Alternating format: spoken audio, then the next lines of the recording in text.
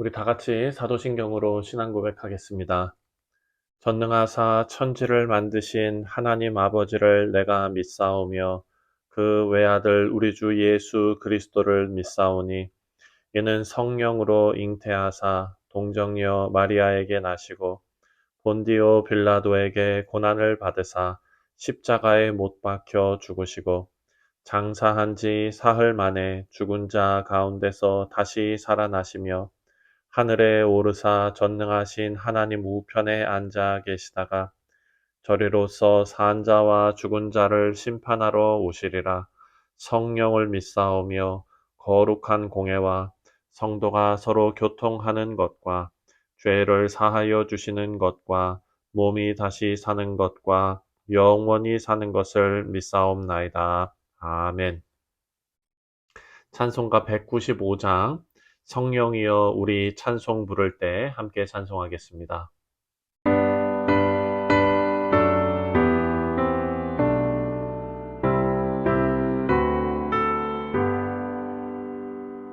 성령이여 우리 찬송 부를 때 진심으로 찬양하게 하소서. 성령이여 우리 기도 드릴 때 우리 곁에 계셔 일러주소서. 성령이여 우리 성경 읽을 때 그 속에서 빛을 보게 하소서.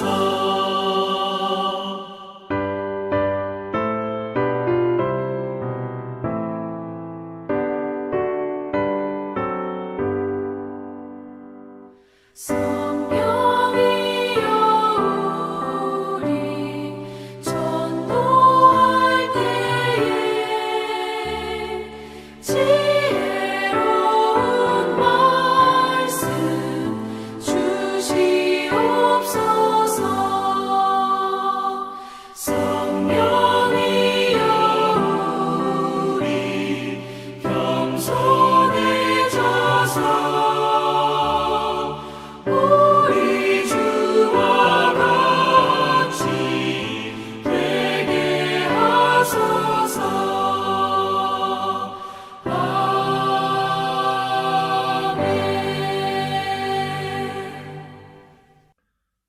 오늘 우리에게 주시는 하나님의 말씀은 사도행전 2장 14절부터 36절까지 말씀입니다.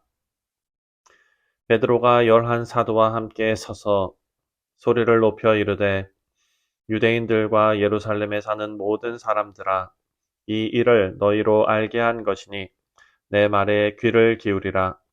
때가 제3시니 너희 생각과 같이 이 사람들이 취한 것이 아니라 이는 곧 선지자 요엘을 통하여 말씀하신 것이니 일러스되 하나님이 말씀하시기를 말세에 내가 내 영을 모든 육체에 부어주리니 너희의 자녀들은 예언할 것이요 너희의 젊은이들은 환상을 보고 너희의 늙은이들은 꿈을 꾸리라. 그때에 내가 내 영을 내 남종과 여종들에게 부어주리니 그들이 예언할 것이요 또 내가 위로 하늘에서는 기사를 아래로 땅에서는 징조를 베풀리니 곧 피와 불과 연기로다. 주의 크고 영화로운 날이 이르기 전에 해가 변하여 어두워지고 달이 변하여 피가 되리라. 누구든지 주의 이름을 부르는 자는 구원을 받으리라 하였느니라. 이스라엘 사람들아 이 말을 들으라. 너희도 아는 바와 같이 하나님께서 나사렛 예수로 큰 권능과 기사와 표적을 너희 가운데서 베푸사 너희 앞에서 그를 증언하셨느니라.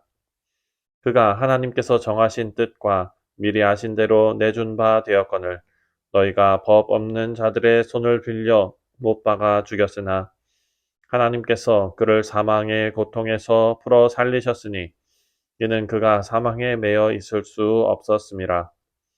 다윗이 그를 가리켜 이르되 내가 항상 내 앞에 계신 주를 배웠으며 나로 요동하지 않게 하기 위하여 그가 내 우편에 계시도다.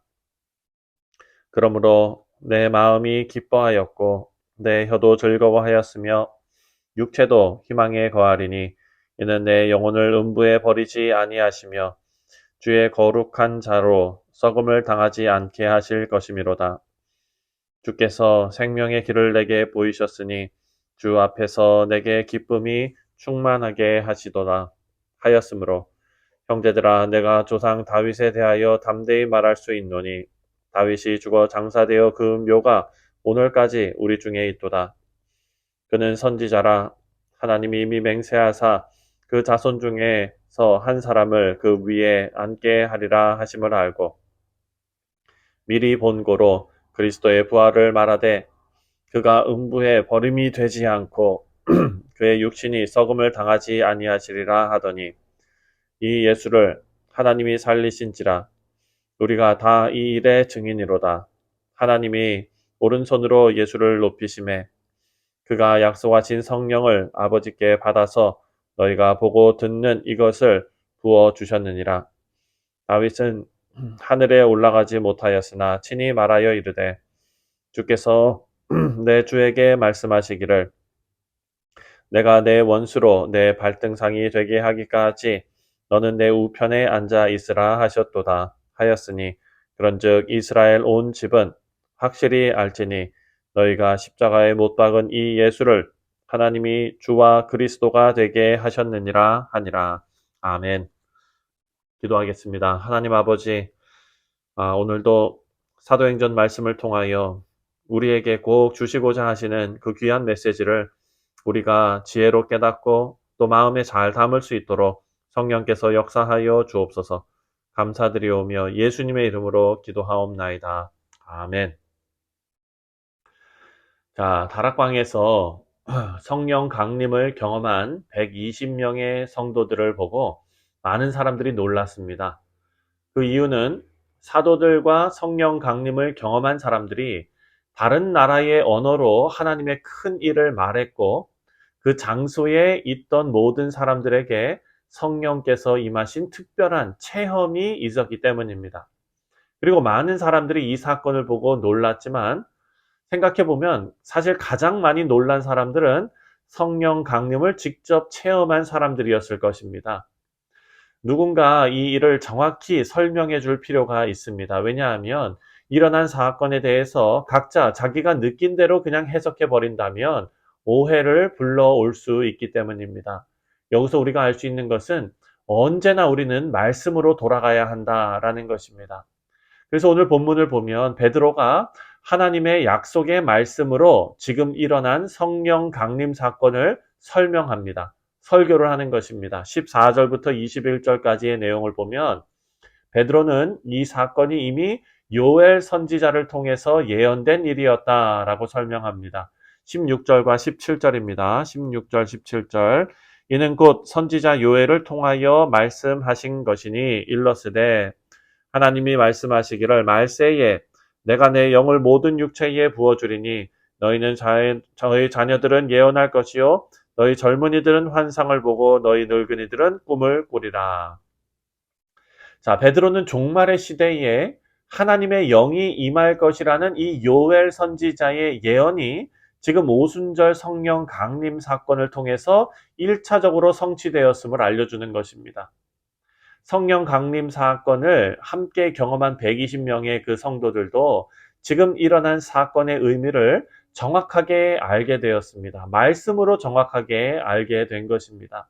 그리고 이것은 온 인류에게 확장될 것이고 이것이 전 우주에 대한 하나님의 완전한 통치의 실현이다라는 것을 초대교회로부터 지금까지 이어지는 교회의 사명을 통해서 오늘날 우리도 깨닫게 된 것입니다.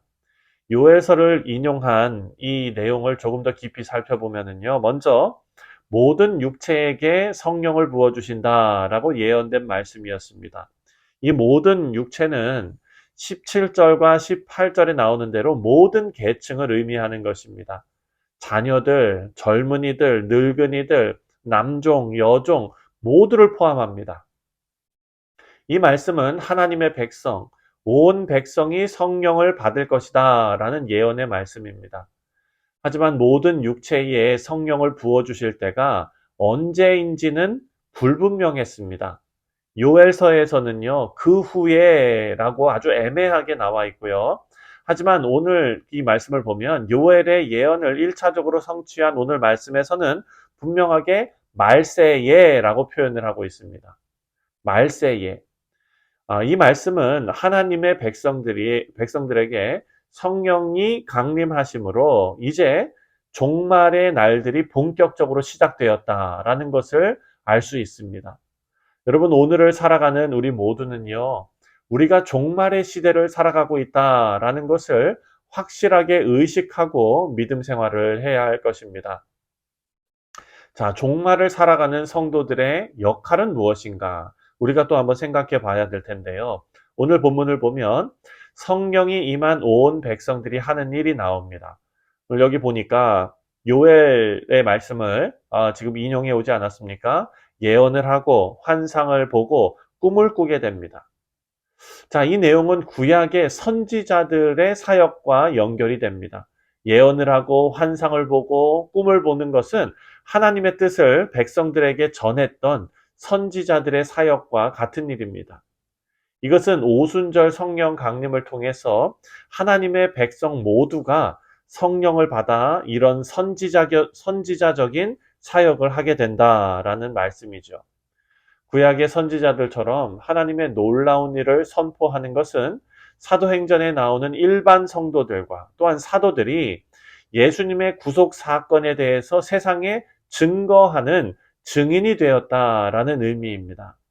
우리 사랑하는 성도님들, 오늘 말씀은 종말을 살아가는 우리의 가장 중요한 의무가 무엇인지 정확하게 알려줍니다. 우리를 포함한 모든 사람에게 찾아오신 성령 하나님의 능력으로 우리가 권능을 받아서 땅끝까지 구약의 선지자들처럼 또 신약의 표현대로 왕 같은 제사장으로 예수님의 구속 사건을 복음을 증거하시는 우리 뉴욕 성실 장로교회 모든 성도님들 되시기를 주님의 이름으로 축원드립니다. 자, 이제 20절 말씀을 보겠습니다. 20절을 보면 주의 크고 영화로운 날이 이르기 전에 해가 변하여 어두워지고 달이 변하여 피가 되리라. 자, 주의 크고 영화로운 날이라는 표현이 나오는데요. 많은 경우 이것을 예수님께서 다시 오실 재림의 날, 심판의 날로 해석하지만 그렇게 해석하면 안 됩니다. 이것은 예수님의 십자가와 부활로 인해서 이미 땅에 이루어진 예수님의 복된 날을 의미하는 것입니다. 이미 이루어진 날입니다. 요엘 선지자는 여호와의 크고 두려운 날, 심판의 날 이렇게 표현된 그 날인데요. 이것을 사도행전에서는 구원의 날, 영광의 날이라고 표현합니다. 여러분, 이 둘은 완전 반대의 개념처럼 보이지만요. 이렇게 표현하는 데는 이유가 있습니다. 본문에 나오는 이 날, 주의 크고 영화로운 날, 이 날이 심판의 날이 아니라 구원의 날인 이유는 예수님의 고난으로 인해서, 죽음으로 인해서 하나님의 백성에게 마땅히 임해야 할 진노와 저주가 다 해결되었기 때문입니다. 그래서 우리 죄가 해결된 주님의 영광스러운 날을 보여주는 것이 바로 오순절 성령 강림입니다. 예수님께서 말씀하신 오순절 성령 강림은 예수님의 크고 영화로운 날이 시작되었다라는 것을 보여주는 아주 중요한 사건입니다. 이 날이 크고 영화로운 날인 이유는요, 베드로의 계속되는 설교를 보면 알 수 있는데요. 베드로는 예수님께서 죽으시고 부활하시고 하늘에 오르셔서 하나님 보좌 우편에 앉으신 것을 지금 말씀하고 있습니다. 그리고 예수님께서 하신 일이 바로 성령을 부어주신 사건, 성령을 보내신 사건이라는 것입니다. 오순절 성령 강림 사건은 예수님의 크고 영화로운 날이 이미 이루어졌다는 것을 선포하는 사건이 되었습니다. 예수님께서 하늘 보좌 우편에 앉으신 것은 너무나 중요한 의미가 있는데요. 베드로는 이것을 설명하기 위해서 시편 110편 1절을 인용했습니다. 시편 110편 1절을 보면은요.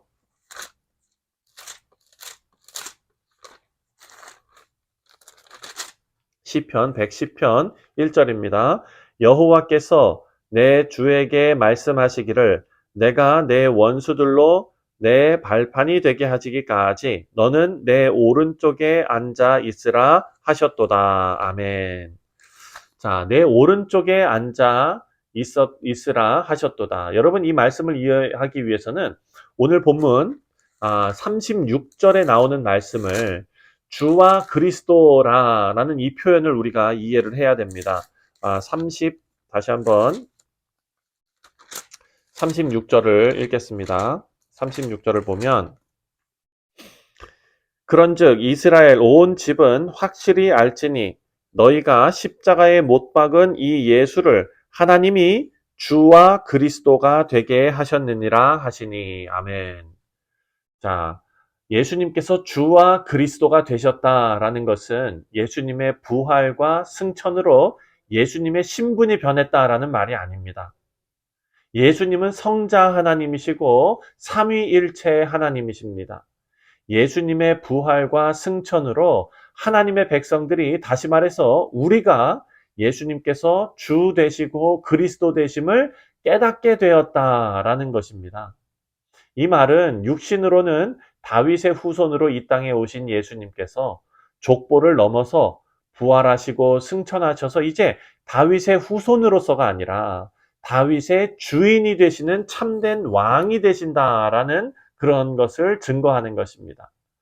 하나님 보좌 우편에 앉으셨다라는 것은 하나님과 동등한 권세를 누리고 계신다라는 의미입니다. 그래서 오순절 성령 강림은 예수님께서 성령을 보내신 사건이다라는 것을 강조하는 것입니다. 이것은 구약의 하나님께서 하나님의 뜻을 이루기 위해서 하나님의 영을 보내시는 것처럼 이제 부활하신 예수님께서 하나님과 동등한 권위를 가지고 보좌 우편에서 하나님의 백성들에게 성령을 선물로 보내주셨다라는 말씀입니다. 우리 사랑하는 성도님들, 성령의 권능을 받은 베드로는요, 이전과 비교할 수 없을 정도로 담대하고 또 하나님의 말씀을 올바로 깨닫고 해석하고 또 예수님을 온전히 깊이 아는 지혜를 얻었습니다. 오늘 이 오순절 성령 강림, 이 사건, 이 놀라운 사건, 모두가 당황할 수밖에 없는 이 사건을 성령 충만함으로 베드로는 하나님의 말씀을 통하여 올바르게 깨닫고 해석하여 설교하고 설명하는 것을 봅니다. 예수님의 뜨거운 사랑을 심장에 담고 크고 놀라운 복음의 말씀을 증거하게 된 것입니다.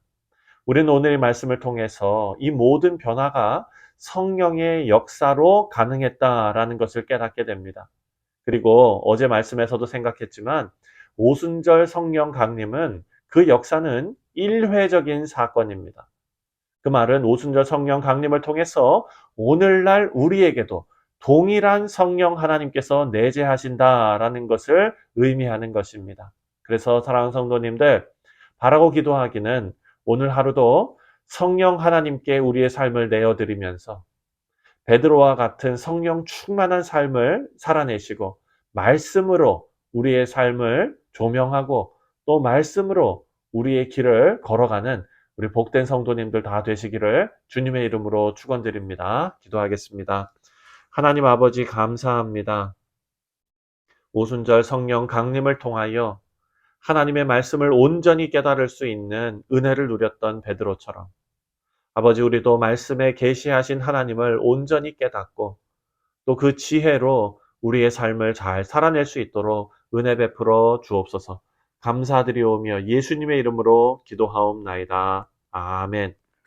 하늘에 계신 우리 아버지여, 이름이 거룩히 여김을 받으시오며 나라가 임하시오며 뜻이 하늘에서 이루어진 것 같이 땅에서도 이루어지이다.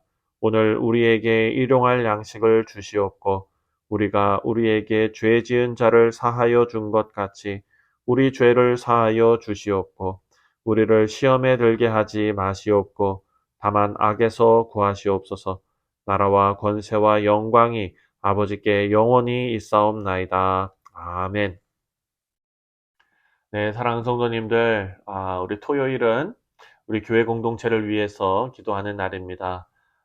우선 내일 있을 우리 주일 예배를 위해서 기도해 주시고, 특별히 어린이 주일로 우리가 예배 드립니다.